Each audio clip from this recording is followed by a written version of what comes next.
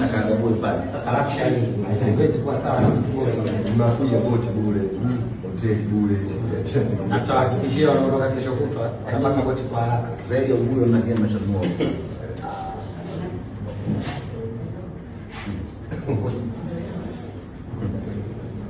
Kwa bwana nini?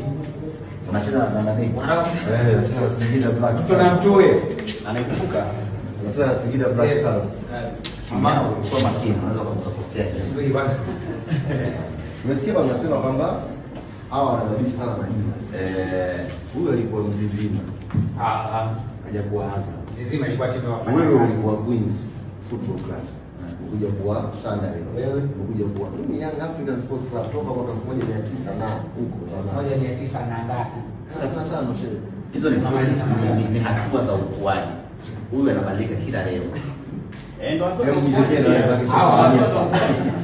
Hivi kwa mfano leo hii ni kwamba inaitwa Queen.